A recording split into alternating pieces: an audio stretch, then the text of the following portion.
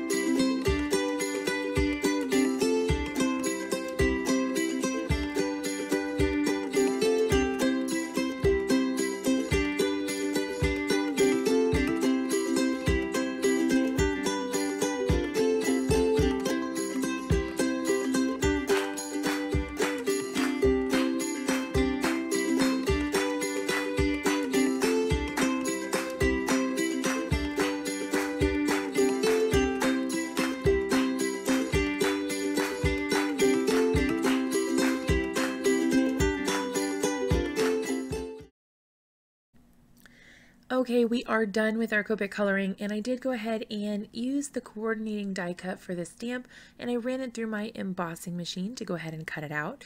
You can see that it removed the little holes in the window areas, or the little cubbies, and it did also open the doors for me. I didn't actually want to use this feature this particular time. I do want to use this in the future, but for my cards that I made for my guest design spots, both of them actually ended up being ones that I wanted to just put those little holes right back in where I found them. And so I did just that. So you can always save those little pieces like I did and pop them right back in later. No harm, no foul, or you can leave them out. Totally up to you. Now my card did need a sentiment, so I decided to do my totally basic Jess move and use a piece of black cardstock with white heat embossing. So I'm using my mini Misty to get my stamp in just the right place and making sure that I have it there in case I need to stamp it again. I did use an anti-static powder tool to prep my surface. I'm using a coffee filter to catch any extra or stray embossing powder as it falls off of my card. And I'm just using the Brutus Monroe Alabaster embossing powder for this, just kind of smearing off any of the excess powder that got there because my fingerprints were all over it. And I did go ahead and use the heat tool to melt that embossing powder. Now I'm just going to go ahead and trim that down. I did decide to put a cute little fishtail banner edge on the end there, and I actually left the sentiment strip long at the top so that it could kind of hang down from the top of the page. I thought that kind of added a little bit of interest rather than just having a sentiment strip that was exactly the same size as my sentiment. I don't know, I thought it added a little bit to my card. So I trimmed off the little excess bits, and then you can kind of see how this card is coming together. I'm using it as sort of like a little hanging flag, and I'm going to put a little bird up there too to sort of break up that black space a little bit, but we will get to that. So I'm going to go ahead and stamp out the cute little birdies. See, I'm just putting them there to see which ones I might like. There are several birds in this set, so you have options depending on what direction you want them to face. You can definitely find a solution that works for you. So you'll notice that I am using the Nuvo black shadow ink that was included in the kit. I actually really like this ink. It's my first time using it for my two guest design spots this month. I had never tried this particular hybrid ink pad, and I actually really like it. I got really smooth results when I was stamping, and you can see that I didn't have to continue stamping over and over again to get the results I needed. I was able to just go ahead and stamp them right out, and that was that. So once I get my images all stamped out, I will do a little bit more Copic coloring, so I'm going to pop on some music, and I'll be right back with you after that's done.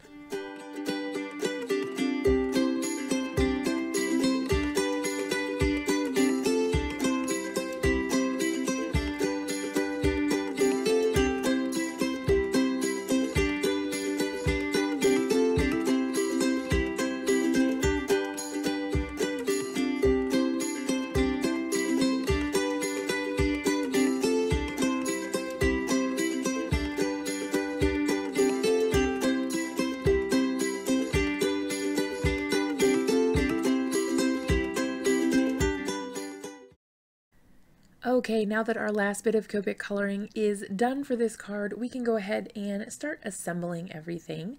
So I am using a glue pen from Lawn Fawn. This is really similar to the Gina K Connect glue that's been really popular lately as well. I have both and I love them both.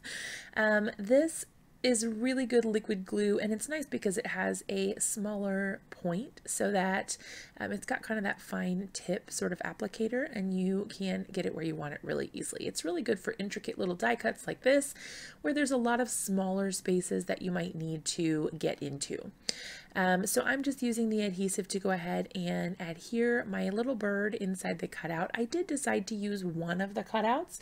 I know earlier I mentioned that I didn't intend to use those inner pieces, but that one bird, I thought it would be perfect if he was peeking right on out of that little hole there, and looking kind of at the sentiment. I thought that was super duper cute. But I did go ahead and put adhesive into the little holes and pop those other pieces right back in there. So it's a good thing to save those little negative space pieces in case you decide that you want to put them back in. I try to keep them on my desk while I'm crafting, but sometimes things do get lost and shuffled. If that happens, it's not the end of the world. I am going ahead and adhering the little birds down as well. I kind of just played around with the placement and got things to where I thought that they would look cute. I did try to use sort of the rule of threes when it came to my birds that were kind of outside of the birdhouse. The one in the center I didn't really count as much because he was kind of like contained within the birdhouse, but the ones on the outside, I did try to use 3. I'm using the gold Midas, the Midas Touch pen that is gold shimmer accents that comes in the kit as a regular subscriber bonus. So I'm using that to just add a little bit of sparkle and shine to the door, the birds, and the little awnings or overhanging little arches there. So I was really happy with the way that that turned out. Now I did go ahead and die cut a little stitch cloud edge at the bottom there, which I ink blended with the picked raspberry, and I did also coat that with the Midas Touch pen just for a little bit of sparkle. I liked that it hid the bottom of the birdhouse so that it looked like it was poking up out of the clouds. Thought it really added to that cloud background. Now I'm just using some double-sided adhesive to adhere a layer of fun foam or craft foam to the back of my card panel. This pops up my entire card front and gives it a little bit of dimension, but it also makes sure that it's extremely solid. You're not going to have any sunken areas when it goes through the mail that might smash or damage the card. This just makes sure that the whole card has support and you get that really cool pop of dimension as well. I really like using this trick for adding dimension to cards, and you don't have to waste a boatload of your foam tape. I know that that is a hot commodity and it can get pretty pricey, so using kids craft foam in these bright colors is always a plus for me. And in this case, it actually matched my card, so even better.